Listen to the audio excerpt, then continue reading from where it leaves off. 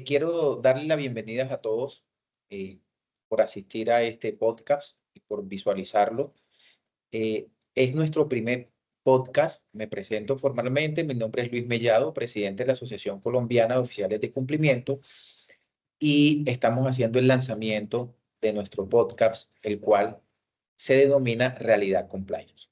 La filosofía de este programa es precisamente hablar de las realidades a que se enfrentan todos aquellos profesionales que actúan en la prevención, ya sea del fraude, del lavado de dinero, de la corrupción, del soborno transnacional, del lavado de activos y todos esos flagelos que afectan a la economía de todos los países a nivel mundial. Es importante tener claro que nuestra filosofía es hablar de ese día a día que estos profesionales enfrentan. Es por ello, y tengo el honor de que nuestra primera invitada sea Marta Cadavid, una amiga de este gremio del compliance en el mundo, el cual nos ayuda mucho a entender y nos va a ayudar, sé que lo vamos a hacer con ella. Ella es especialista en temas de fraude, digamos que ella a nivel mundial representa esa figura de líder en atacar este flagelo del fraude. Algo muy interesante de Marta es que ha implementado un sistema de inteligencia artificial que busca atacar el tema del fraude en las organizaciones. Conozco muy de cerca esta iniciativa que ya tiene un alcance a nivel América, inclusive a nivel de otros países, de otros continentes. Y bueno, es por eso que para mí es un honor que nos acompañe hoy Marta.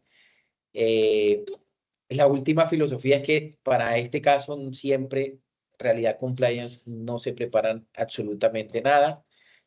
El diálogo que vamos a tener es una conversación y bueno, Marta, darte la bienvenida. Muchísimas gracias por asistir a este llamado. Ay, Luis, muchas gracias por esta invitación. Lo más importante para mí en este momento es poderlos apoyar. Me parece que esas iniciativas que vienen hacia nosotros para compartir las mejores prácticas en el gremio, en nuestra cultura, en nuestros países, deben ser una prioridad. Y para mí es un honor poderlos acompañar y ser la primera persona de estar aquí con ustedes. Y de hecho, muchas gracias por tus, puedo decir, elogios, tu presentación. Ok, gracias Marta, a ti realmente. Bueno, dando inicio a nosotros, a este podcast inicial, queremos entender el fraude en esas palabras que no son tan técnicas para las organizaciones o inclusive para las personas, porque es muy claro que las personas en el día a día también se están enfrentando a ese flagelo, ¿no? Muchas personas también están viviendo el fraude en su día a día y están teniendo en cuenta eh, de que se están siendo también estafados, están siendo vulnerados con este flagelo, pero queremos, queremos entenderlo porque en pocas palabras, porque muchas veces lo explicamos de una manera muy técnica. Quiero que utilices esas palabras que puedan llegarle a la persona al común, le pueda llegar al oficial de cumplimiento, le pueda llegar a los gerentes de riesgo, pero entenderlo de esa manera. Excelente. A mí me parece que esta es la mejor introducción de poderle entregar a la audiencia, y no importa dónde estén, Luis, de esa definición de fraude que a veces la envolvemos como en papel celofán, como que en papel de regalo y parece que como que es algo intocable, cuando el fraude es algo tan sencillo, es el abuso de confianza, es el uso del engaño, es la mentira, es sacar provecho de una situación particular sobre un colectivo. Entonces, mira que con esa definición tan simple vamos organizando muchos actos que son antiéticos y los convertimos en fraude. De hecho, en nuestra cultura latinoamericana hablamos de actos, por ejemplo, como fraude de paisaje, delitos de paisaje, malas prácticas en muchas instituciones financieras, cuando realmente cogemos ese factor común que nos entregan las diferentes organizaciones como ACFE, el Instituto de Auditores Internos, COSO, donde nos dicen que es fraude. Entonces, en conclusión, Luis, para que vamos organizando esa definición, fraude es el abuso de confianza, utilizar el engaño, utilizar la mentira, sacar una ventaja personal sobre un colectivo, o sea, algo que sea solo para mí, afectando un colectivo, y siempre tiene esa intención de hacer daño, siempre tiene esa intención de usar los recursos del otro sin importar que el otro le vaya a doler o los vaya a perder. Es interesante entenderlo de esa manera. O sea, realmente al final del día abusan de confianza, hay un engaño ahí en el fraude para obtener un beneficio. Ahora, se ven expuestos la persona natural del común y se ven expuestas las organizaciones. Yo siempre quise preguntar esto a un especialista en fraude. ¿Por qué las personas, mira, hay algo muy interesante que quiero preguntar y es, ¿por qué las personas, a pesar de que yo te diga, Marta, mira, no hagas esto, que esto es un fraude, ¿por qué las personas continúan? ¿Por qué todavía proceden a llevar a cabo la actividad? Mira, es muy simple, porque las personas tienen prioridades. El fraude no lo podemos desvincular o desarticular del ser humano. Y yo creo que de las primeras personas que empezó a hacer ruido con este tema fui yo cuando empecé a decir, el fraude viene desde el ser.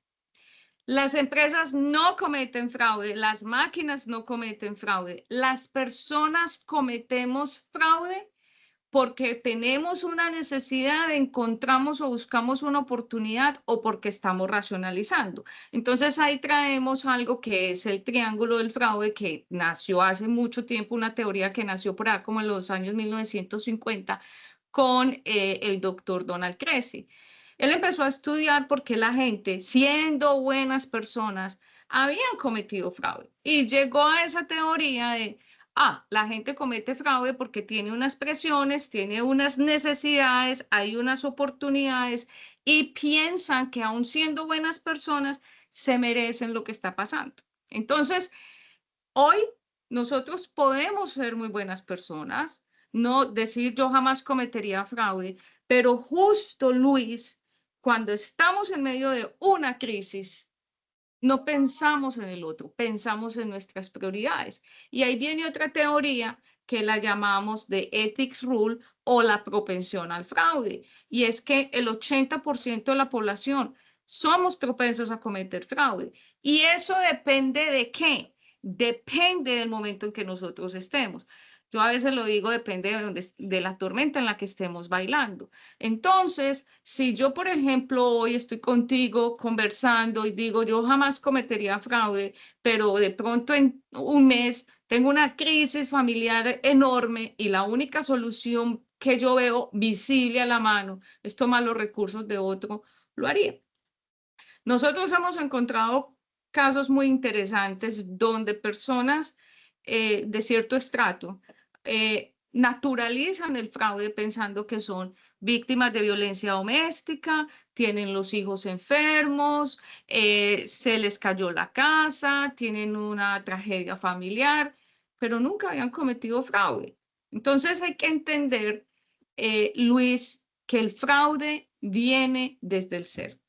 El fraude viene desde el ser y por lo tanto debemos entender, y este es un llamado a la sensatez, Luis, el fraude hay que entenderlo desde el ser y por lo tanto hay que entender al empleado, hay que conocer al empleado y debemos entender esa parte cultural y psicológica para poder saber cómo tratamos a las personas y cómo implementamos los controles internos. Ok, Marta, me queda muy claro. Y ahí mencionaste el triángulo, pero ese es para la comisión.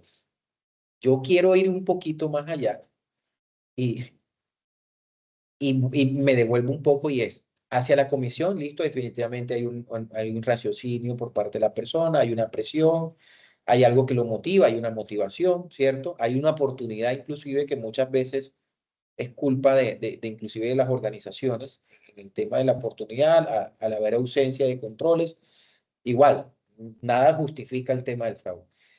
Pero yo quiero que tú como experta me expliques ahora la otra cara de la moneda. La otra cara de la moneda es que todos sabemos que la bolita roja metida en 3 vasos es un fraude. Ya lo han destapado.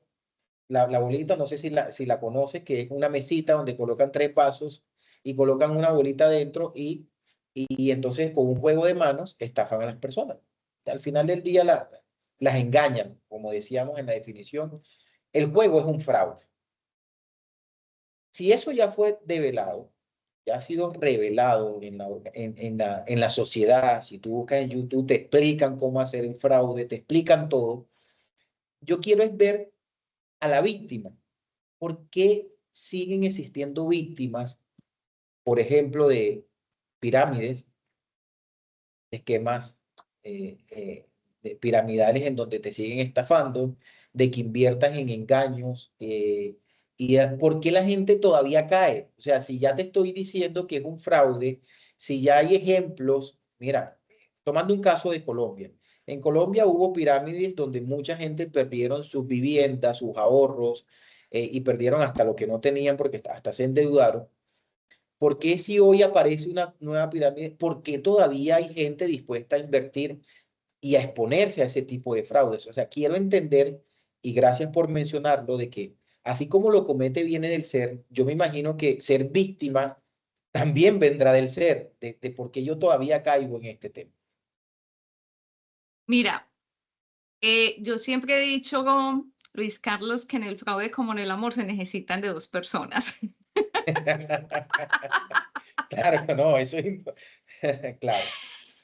Ah, y confluyen las dos, como las dos aristas más tristes del ser humano. Y yo sé que va a sonar un poquito complejo, pero acá es bien interesante cómo la víctima no es totalmente ingenua. Muchas veces cuando nosotros vemos el fraude, o sea, primero yo no voy a juzgar, no vamos a juzgar a nadie No, acá, no, pero siempre le damos falo al perpetrador, al defraudador, claro, claro. y es horrible, y usted es un malo, y usted cómo se le ocurre, pero venga, vámonos para el lado de la víctima y decimos, bueno, hay fraude, pero es porque entonces necesitábamos dos partes de la historia.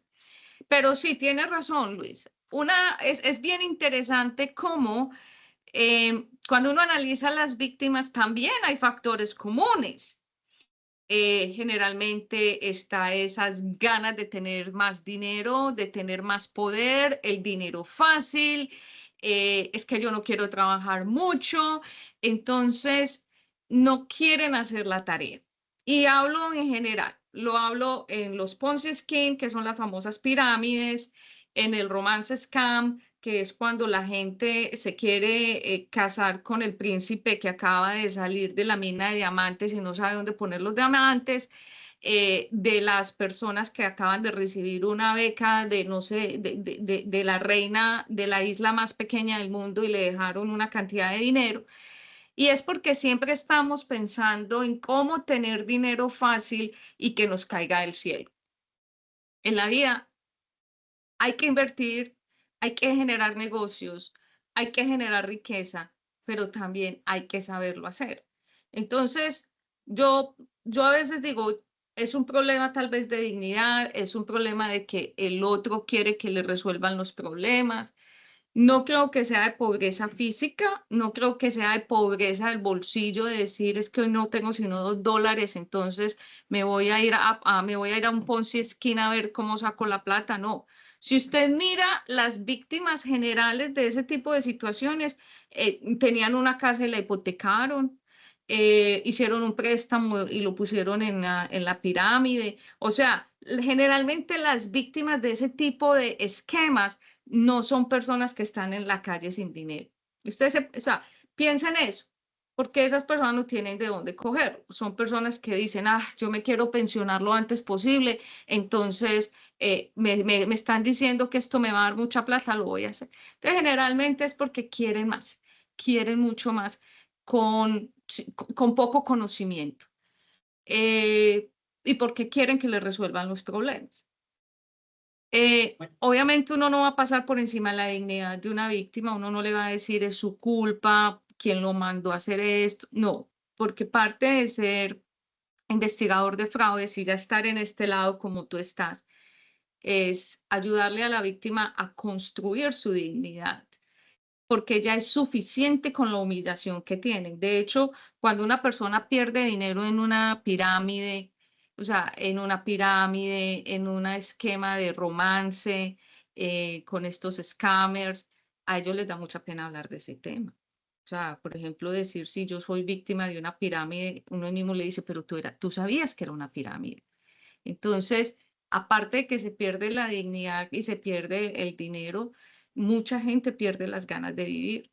Entonces, ojo, que las víctimas también necesitan respeto, pero debemos aquí en general, Luis, tener claro, cuando usted invierta, pregunte, cuando usted invierta, edúquese. Cuando usted invierta, váyase para donde un compliance officer, váyase para donde una persona que sepa más que usted y pregunte. No se deje llenar la cabeza de ideas locas, porque sí, estamos en un mundo disruptivo, Luis, pero eso no significa que los pocos recursos que tengamos se los vamos a ir a meter a otra persona porque allá le están dando más rendimiento. No necesariamente eso es verdad. Yo, yo voy a lanzar hoy mi teoría. Una teoría Hágale. no probada, solamente probada por Luis Mellado. O sea, No, es un concepto, es un no tiene concepto. nada de malo. Mira, yo creo, de acuerdo a todo lo que he estudiado, yo veía algunos estudios de por qué las personas caen. Desde mi punto de vista, eh, yo creo que hace parte del instinto de supervivencia del ser humano. En teoría, nuestro cerebro sí está diseñado para ganar. Por eso los juegos de azar, a pesar de que inclusive los legales, a pesar de que las probabilidades sean el 0.0000 y colócale 20 cero y allá al último ese a uno de ganar, le seguimos apostando al tema, ¿cierto? Entonces, yo creo que la gente, nuestro cerebro está hecho para ganar. Ahora, en ese afán de ganar, él descuida el raciocinio, él Ujú. descuida de pronto esas señales de alerta que nos ponen y que podemos ver en el tema, y esas ganas de ser ganador y de ser triunfador son las que lleva a que la gente le apueste. Yo hablaba con un amigo hace poco que me decía, mira, voy a invertir en este tema. Y yo le decía, mira, es un fraude. La respuesta de él fue, bueno, pero si pierdo, pierdo nada más $1000. Sí, O sea, claro. estoy dispuesto al fraude. O sea, Sí, sí. tengo la disposición a hacer, pero esa disposición para mí es más de ese deseo de supervivencia de que, porque mira, yo una vez hacía un ejercicio y yo tenía dos niños y compré un pan costoso chiquitico, pequeño, para los que nos ven en otros países, y un pan económico muy grande. Y se lo entregué a los dos niños, ¿cierto? De 3 años, que en teoría apenas están comenzando a vivir la vida y todavía no saben si hay fraude o no, pero su instinto de supervivencia de uno al otro decía porque él tiene más, el pan más grande Más que grande. el mío, a pesar de que fuera más costoso. O sea que desde que nacemos tenemos ese deseo de tener más que la otra persona y de sobrevivir más al otro, ¿no? Sí, Yo y creo que Luis, esa es la déjame gran... te interrumpo, porque antes de que se me olvide esto que estás hablando de niños, en una oportunidad hablando con Julián, mi partner, él explicaba el estudio que le hicieron a los niños cuando llegan a los 5 años y empiezan a mentir para ir balanceando y afinando, refinando el instinto de supervivencia. Entonces uno dice, es que los niños no mienten, no, los niños sí mienten. Y ahí es donde empieza el término, las mentiras sanas. Sí, ¿Por qué? Porque en esas mentiras sanas es que nosotros afinamos el instinto de supervivencia y se los voy a demostrar. Usted está aquí, estamos en una llamada y viene su hijo, su hija, su esposo, su pareja y le dice cualquier cosa y usted le contesta sí, sí, sí, sí, posiblemente para que no lo siga molestando a pesar de que eso puede que no sea claro, verdad. Es un claro. instinto de supervivencia como tú lo dices. Generalmente es para nosotros como balancear esa parte hormonal y decir, me siento cómodo y estar en la zona de confort, como hacen los niños. El pan, el juguete, ¿ok? El ir a la piscina, el tener la mascota. Pero cuando ya nosotros maduramos en esos términos de qué es lo que nos conviene o no, ya nosotros tenemos el poder de escoger. Entonces ahí es donde uno dice, en el peor de los escenarios yo pierdo 1.000, pero ya los necesito para... Pregúntale si esos $1.000 que los tenga una persona que está en la calle, los va a invertir en una pirámide. Posiblemente no. Depende también entonces de la posición económica en que se encuentra cada Claro, uno. ¿Qué tan dispuestos estamos a que? Ahora, el que tiene menos será un poquito más vulnerable en caso de que le pongan algo accesible a ellos. Hay un claro, fraude muy común que lo están haciendo a través de las ofertas laborales. Entonces, todo el mundo desesperado buscando trabajo y entonces te dice, mira, tienes que consignar para unos exámenes médicos tal y tú cual. buscas y tú lo pagas y dices, y cuando vas a ver, todo fue un fraude. O sea, estamos expuestos al Sí, tema. Ok, listo. Yo quiero ahora sí aterrizar un poquito. Quería darles esos insumos a la gente del común para que esto no sea tan técnico y que realmente entiendan de que el fraude y está tocando la puerta todos los días o está tocando mis redes sociales todos los días eh, y está tocando a la abuela, al abuelo, está tocando a mis padres, a mis sí. hijos, está tocando en todo el tema. Quiero entrar ahorita en el escenario corporativo y lo quiero hacer con una frase que me llamó mucho la atención. Voy a dirigirme aquí al público, me llamó mucho la atención y es una escena donde a un CEO de una compañía está hablando con el presidente de la junta directiva y nos dice que el CEO se acerca y dice, mira, me hicieron un fraude, me robaron $3 millones, pero ya tengo quién es la persona, quién me hizo el fraude y demás. La respuesta y esta frase, y con eso quiero hacer la introducción, Marta, ahora sí me dirijo de Marta, hacia esa frase a mí me causó y se me quedó muy marcada. Dice que la persona le responde, de hecho es una mujer, le dice, mira, cuando pasa un fraude, cuando sucede un fraude en una compañía, habla más Mm, del líder de la compañía que de quien total, cometen los fraudes. claro. Porque entonces ese es el otro gran tema. ¿Quién es el culpable? En esa escena, y quiero hacer esta introducción, ¿quién es el culpable? Entonces ahí decía, no, realmente el culpable es quien dirige el barco, que le hagan la comisión del fraude, sea por omisión o sea por la percepción que tiene frente al fraude, porque muchas veces, y para darte paso, muchas veces pensamos de que el fraude no va a llegar a nuestras organizaciones. Pensamos que nunca va a tocar la puerta y lo que no sabemos es que todos los días lo está tocando. Ahora, ¿tú compartes esa frase que dijo esa persona en esta escena? Mira, si vieras que ese tema corporativo también tiene mucha tela que cortar, pero no se sale del trasfondo de lo que acabamos de hablar del fraude que sufrimos a nivel personal. O sea, si bien es cierto, la víctima, o sea, cuando pasa, por ejemplo, algo personal, eso habla también mucho del ser humano. A nivel corporativo es lo mismo. La diferencia es que qué está pasando dentro de una corporación. El tema del liderazgo con respecto al fraude también hay que disectarlo, Luis Carlos. Muy simple porque depende mucho el tono a la cabeza, ese tema de la cultura corporativa. Eh, las personas en las corporaciones ven el fraude como detrás de una cortina, bajo el tapete, como que eso nunca va a ocurrir aquí, porque se les ha olvidado lo esencial, lo práctico, el ser humano. el ser humano con todas sus crisis, con lo bueno, lo malo y lo feo. Entonces piensan que el fraude va a venir enmascarado como si fuera un monstruo, pero va a venir de la calle y vamos a ver cómo lo vamos a acabar a palazos. Y resulta que el fraude todos los días almuerza en la empresa, marca tarjeta, abre los computadores porque somos seres humanos. Entonces, ahí hay varias cosas, Luis Carlos. Hay una tolerancia muy alta, sí, porque la gente piensa que el fraude siempre va a pasar y entonces yo estoy dispuesto a perder los $1.000, ¿ok? También porque piensan que los responsables del fraude son las personas que llevan, por ejemplo, se supone los que manejan la parte de operaciones o los que están en la parte de auditoría o el de compliance, cuando eso es todo un error. El responsable de toda la estrategia antifraude es el board directors, la junta, el consejo directivo con todo su sileo.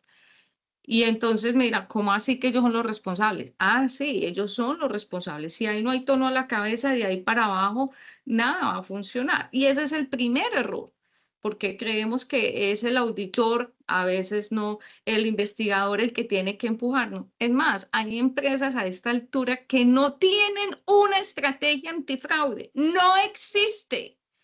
Hay empresas en este momento, Luis Carlos, empresotas, estoy hablando corporaciones enormes que no tienen una política antifraude y que cuando usted les pregunta qué es fraude, ni siquiera sabe. Entonces, el de compliance tiene una definición de fraude, el investigador tiene una definición de fraude y por aquí tenemos otro grupito de personas con una definición de fraude y juran que todo eso es transversal. Entonces, se inventan un montón de cosas, pero no hablan entre ellas. Y usted va y le pregunta a la persona de operaciones qué es fraude. Esa persona sí sabe qué es fraude. Y sabe qué es lo más interesante, conoce cómo pasan todos los fraudes derecho por la organización. Y la pregunta aquí es, Luis Carlos, ¿será que auditoría ya habló con ellos? ¿Será que ya se tomaron un cafecito y les preguntó usted qué opina? No, los desestiman porque son de operaciones. Entonces, si un fraude ocurre dentro de una organización y sobre todo un fraude con un impacto económico importante, eso habla muy mal de quien la administra. Y sabe que es lo mejor, también el que la administra es responsable, porque una cosa es que hayan fraudes de impacto económico bajo y que hayan políticas que haya que arreglar en el camino, a otra cosa es que sean $3 millones, $1 millón, $50 millones, y ya con unos esquemas mucho más robustos. Porque recordemos, Luis Carlos, que cuando los impactos económicos son más grandes, más robustos, más pesados, el fraude pasó en 2 o 3 años, eso significa que ese fraude fue cometido por personas con más educación, con más tiempo en la organización y con unos cargos ya mucho más altos dentro de la organización. Eso no lo cometieron en operaciones. Entonces, miremos que sí, yo apoyo esa moción. Un fraude de ese impacto habla mucho de quién administraba las organizaciones. Es por eso que generalmente cuando pasa ese tipo de eventos catastróficos, la gente se tiene que ir y tienen que traer personas con un talante mucho más, digamos, fuerte para poder implementar esa cultura de cero tolerancia a los actos antiéticos y no dejarse tentar. Aparte porque el fraude, Luis Carlos, ya para terminar, empieza por el abuso. No es que el fraude fue de 3 millones y ya, y fue relámpago y no, empezaron cosas a ocurrir esos actos antiéticos que se van como naturalizando, se van humanizando dentro de la organización y que la gente lo llama muy particularmente malas prácticas, cuando realmente en la definición de fraude caben completo como fraude. Entonces se van como acomodando y la gente se acostumbra. Ah, eso se puede hacer, hagámoslo. Y de un momento a otro se va escalando hasta que ocurre ya el fraude definitivo con el impacto económico importante dentro de la organización. Entonces, yo sí pienso que un fraude habla también del liderazgo de la organización. Entonces, ahí yo quiero hablar un poquito de mi tesis, que fue precisamente enfocada a la gestión de riesgos. Y es porque la academia, cuando hablo de la academia, hablo de las universidades, porque al final, ¿quiénes son quienes dirigen las organizaciones? Administradores de empresas, ingenieros, de todas las ingenierías. eh, ¿Por qué no en en la alma mater, me refiero a las universidades, y si yo voy a ser un profesional y que de allí van a salir los directores de las compañías, pequeñas, medianas y grandes, ¿por qué las universidades no les hablan de fraude? ¿Por qué no les hablan de gestión de riesgo? Y Mira, entonces, de hecho, esa fue mi tesis. Querer buscar de que una materia hable de gestión de riesgos en los pregrados a nivel mundial en las universidades. vea Luis Carlos, hay un gap enorme entre lo que pasa en la academia y en lo que pasa en las organizaciones. Y sabe que no todas las organizaciones están administradas por profesionales. Es decir, yo puedo ser, nosotros pasamos por la universidad, pero trabajamos en organizaciones que son los dueños, son la familia que lleva 100 años, hay 2 o 3 generaciones manejando la compañía, ¿cierto? Que eso también es muy común. Entonces tienen una cultura muy interesante. Pero si nos enfocamos en la academia, eh, antes de que yo entendiera cuál era mi pasión y cuando ya le di nombre y ya la pude como coger en plastilina y organizar, yo estaba en la universidad estudiando contaduría en la Universidad de Antioquia y a la vez trabajando. Yo nunca pude como compaginarlo uno con lo otro, era tan chistoso. Yo presentaba los exámenes de impuestos, pero cuando yo presentaba los impuestos de la organización, era como diferente.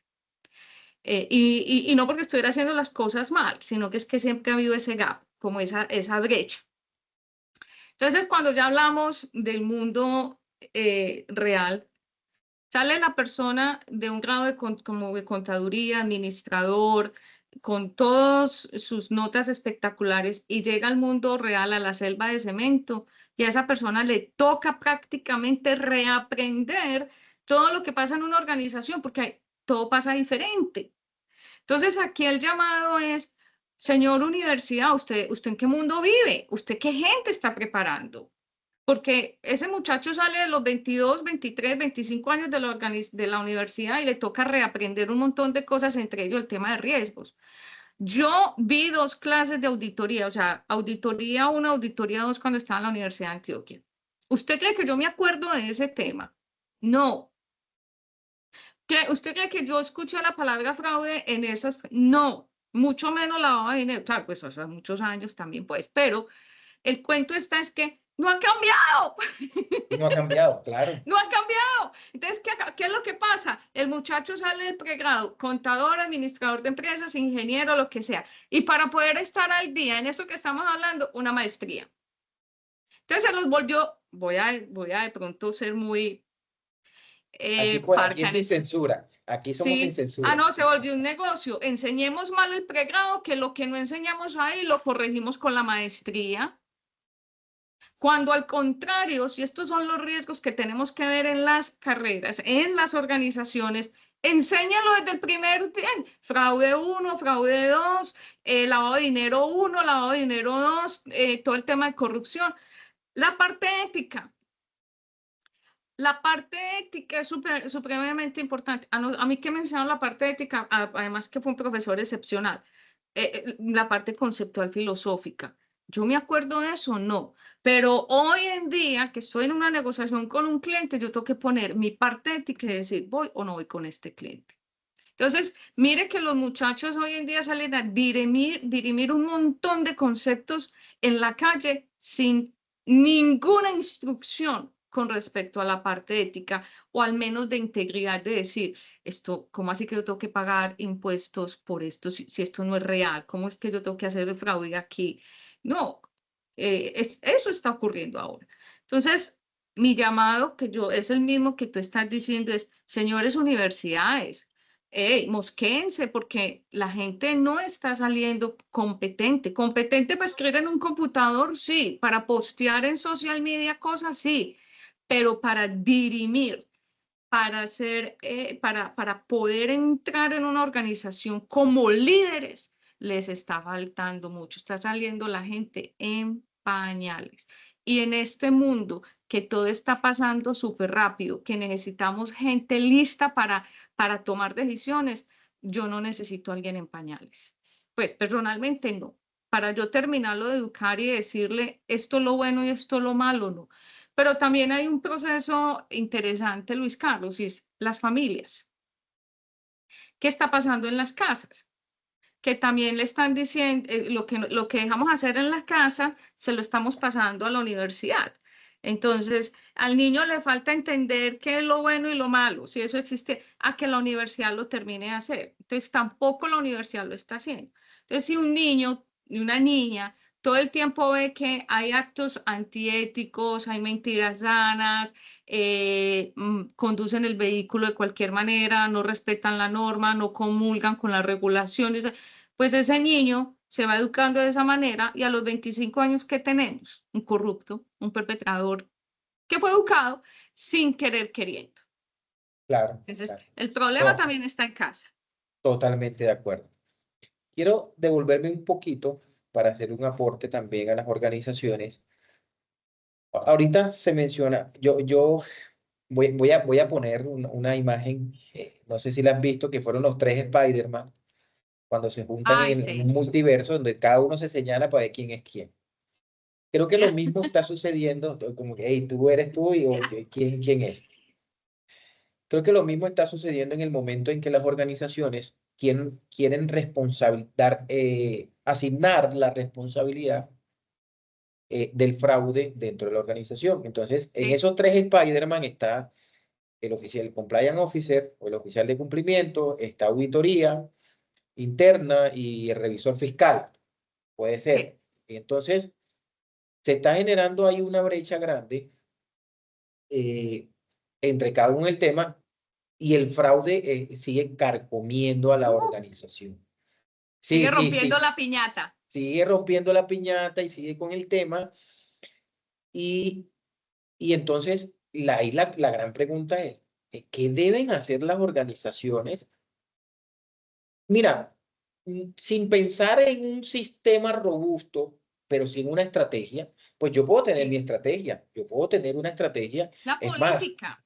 una política, es más, los seres humanos todo lo pensamos basados en estrategia. Yo voy a hacer hasta para enamorarnos, yo voy a hacer mi Claro. estrategia, la voy a invitar a cine, ¿Por qué cuando estamos, bueno, pensando en el fraude no pensamos en una estrategia mínima? Y segundo, ¿cómo hacemos para desaparecer esos Spider-Man y volverlos uno solo? Mira, yo a eso le llamo la transversalidad y a mí me encanta ese meme. Me acuerdo que una vez lo puso Julián también en las redes sociales, en LinkedIn, y eso me inspiró para tener una conferencia muy interesante acerca de los superhéroes. Y es que me puse a estudiar los superhéroes y resulta que es que cada superhéroe tiene una función. O sea, incluso Superman, que uno es el que más conoce, él tiene una función, él no hace de todo. Claro, Entonces, nosotros en ese tema de transversalidad lo tenemos que tener claro. Y no es lo que diga Marta Cadavid, ni lo que diga Luis Carlos Mellado, no, vámonos a un tema súper técnico que es la administración del riesgo de fraude basado en COSO 2003. Y resulta que ahí hay 5 principios que administran el principio de COSO número 8, que es, vea, las empresas van a sufrir de fraude, duélales o no, pero eso hay que administrar. Entonces está el gobierno corporativo, la evaluación del riesgo de fraude, las actividades de control detectivas y preventivas, las investigaciones y acciones de mejora y el monitoreo. Listo. Entonces, en ese gobierno corporativo, ¿por qué es el principio número 1? Porque es la cabeza, ¿cierto? Entonces, ¿qué dice COSO? ¿Y qué dice ACFI? ¿Qué dice el instituto? ¡Ey! Es que es la junta directiva, el consejo directivo, el board, el que tiene que crear esa estrategia, el que tiene que poner la gente y el que tiene que poner la plata. Y auditoría interna, escuchen muy bien, auditores, y más ahora con lo que se viene con todas las nuevas normas de auditoría y auditoría es el articulador. Es decir, nosotros todos somos responsables de la estrategia antifraude. Todos en la organización, desde el primer miembro de la junta directiva hasta la persona que está en operaciones barriendo y trapeando. Todos tenemos que lidiar y vibrar con esa estrategia. Lo que pasa es que tenemos diferentes funciones, así como Superman tiene una función y la Mujer Maravilla tiene una función y Spider-Man tiene otra función, nosotros tenemos una función. Entonces, en auditoría, cosa que dice, usted va a articular. Toda la función de auditoría, el comité de auditoría interna, incluso auditoría externa, tiene que articular esa estrategia. Y ya vienen las otras áreas de control, llamémoslo así, o de administración de riesgos como cumplimiento, riesgos operativos, investigación, ciberseguridad, que se unen y dicen, bueno, ¿yo qué función tengo? ¿Cómo lo vamos a hacer? Incluso recursos humanos entra a participar en esa parte también. Entonces ahí ya hay unos articuladores, ¿ok? Y el resto de la gente es la que va a proveer la información, el que va a cumplir con esas políticas. Entonces, las organizaciones como no conocen esto, piensan que cualquiera puede hacerlo de fraude, es que ellos son los responsables de fraude. Yo he encontrado clientes que dicen que han hospedado la investigación de fraudes en ciberseguridad. Solo porque alguien un día dijo, yo lo puedo hacer, yo lo puedo hacer. Entonces, ya después de eso, la persona ya se fue. Hace 10, 15 años se fue del banco y dijeron, entonces se puede, ciberseguridad investiga. No, y no, Luis Carlos, no es así. Hay que tener esa estrategia, como tú dices, cuando uno va a enamorar a alguien o cuando uno va a estudiar, uno va a comprar una casa, uno tiene el ABC de lo que va a hacer. Entonces, lo primero es definir qué es fraude. Entonces, Luis Carlos, ¿qué es fraude para la organización? Y segundo, ¿cómo vamos a hacer para que la gente entienda qué es fraude? ¿Ok? Eso cómo se lo vamos a contar a la gente. Y fuera de eso, ¿cómo se lo vamos a reforzar? Es decir, que todos los días lo vean, lo tengan en una camiseta, lo tengan marcado en la frente, en la piel, pero todos los días lo deben entender. ¿Cómo lo vamos a poner en papel? Reglamento interno de trabajo, una política, en el contrato interno, un video, una caricatura, una campaña con unos payasos, pero la gente lo tiene que entender, todos en la organización. Pero como nosotros trabajamos con seres humanos, ¿cómo vamos a monitorear? O sea, porque la gente se queda ahí hasta la capacitación. Hasta Y ahí creen llegamos que bien. hasta ahí vamos bien. Y creen que porque a la gente se le da la obra de payaso, la obra de títere, para que entiendan que es fraude, con eso tenemos. No, porque recuerden que solo por hoy no hemos cometido fraude, no sabemos mañana. Entonces, ¿cómo yo voy a tener actividades de monitoreo para saber si esa persona está en una crisis, está en problemas y va a cometer fraude o cualquier acto antiético? ¿Ok? Entonces, mira que el tema de los 3 Spider-Mans lo vamos a dilucidar, ya lo quitamos de ahí y vamos a poner a todo el comité de los superhéroes, la foto de todos los superhéroes y La ahí liga, la que estamos se todos. sentaba en la mesa redonda, la La Liga de los Liga de la Superhéroes. Justicia, así se llama. La Liga de la Justicia está con los gemelos fantásticos. Ahí van también, y el monito, porque todos tenemos una función importante y somos los superhéroes de las organizaciones. Y es como yo, desde mi perspectiva, desde mi cargo, que barro, trapeo y lavo los baños, voy a proteger a la compañía del fraude. Pero también como líder y también como supervisor y como coordinador de área. Entonces, mira que yo tengo que sentir esa estrategia.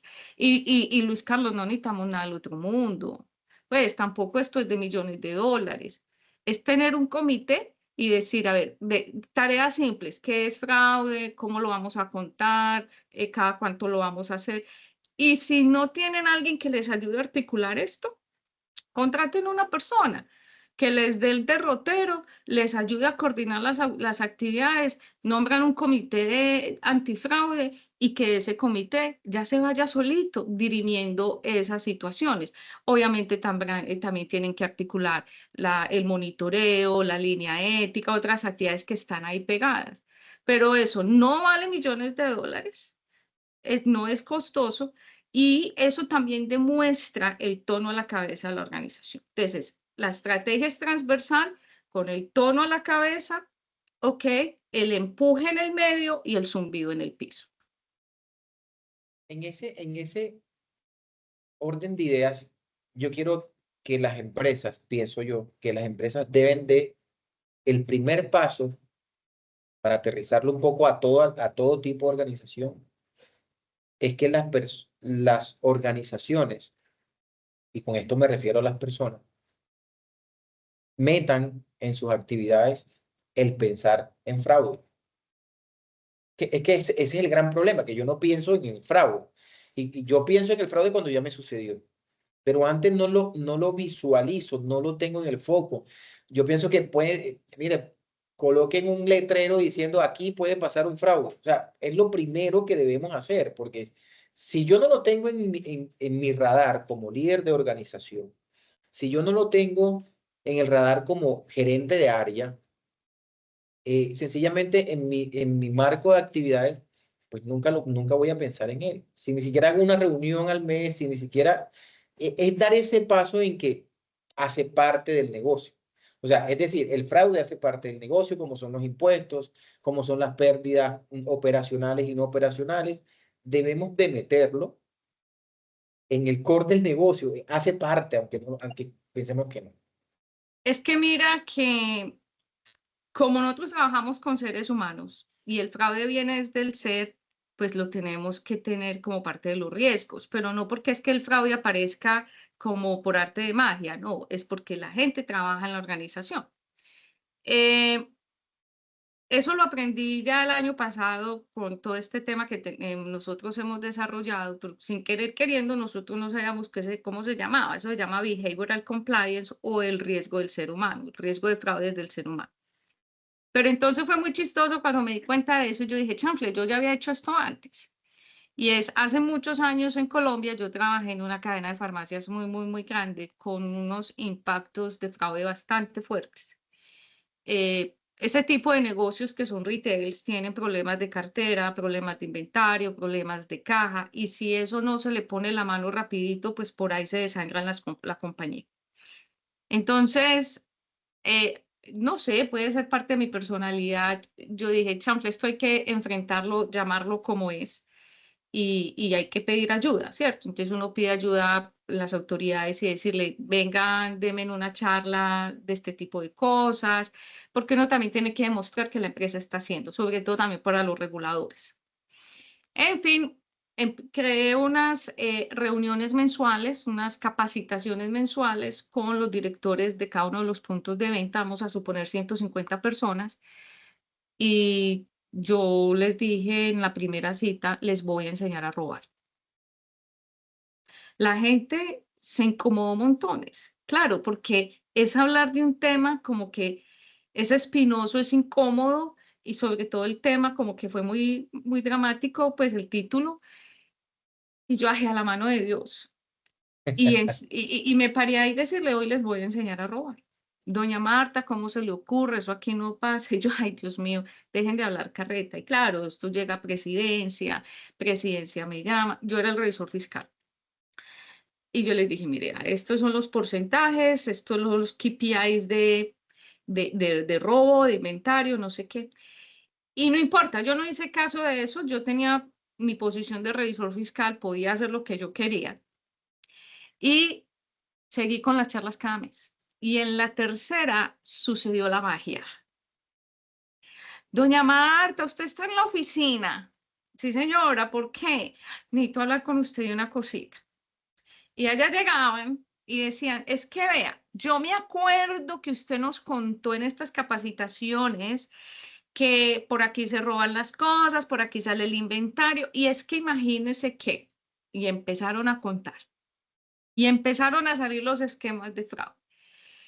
Eso fue una campaña valiosísima porque empezó el autocontrol. Entonces, ya no les daba pena hablar en público y decir, en mi punto de venta pasó esto, aquí también pasó esto. Ah, entonces, ¿cómo lo vamos a hacer? Se empezaron a solidarizar en el tema de fraude, pero no para cubrirlo, no, al Para contrario, denunciar. para enfrentarlo. Y fue el mismo problema con las tarjetas débito y crédito. Ya las franquicias nos tenían encima como puntos de compromiso. Entonces, capacitación, cómo robar con tarjetas débito y crédito y falsificar vouchers y no sé qué. Y poco a poco la gente entendió la política y entendió qué hacer. Y entonces cuando ya veían que alguien en el punto de venta venía contaminado con el tema, quería hacer daño, tenía una crisis y estaba robando, inmediatamente alzaban la mano. Ya no lo dejaban quedar. Increíble, se limpió la organización. Claro. Entonces, hablar de este tema no nos puede dar pena.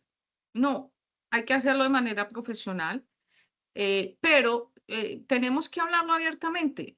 Y eso también le ayuda al regulador, porque la parte impositiva, las superintendencias, cuando ven el tono a la cabeza y dicen, aquí están haciendo cosas, las sanciones pueden ser menores, las auditorías tienen otro tono, y no es que nos vayan a alcahuetear, sino que cuando uno ve que hay una persona, una empresa que está haciendo bien las cosas, pues las, el fraude puede ocurrir, pero se están haciendo las cosas. Distinto a que, no, ya son unos alcahuetas y no les importa. Entonces, sí es importante que ese tono, que esa forma, que enfrentarlo, hablarlo, decirlo, crear las estrategias, no hacerlo de frente. Al Ok. menos a mí me ha funcionado.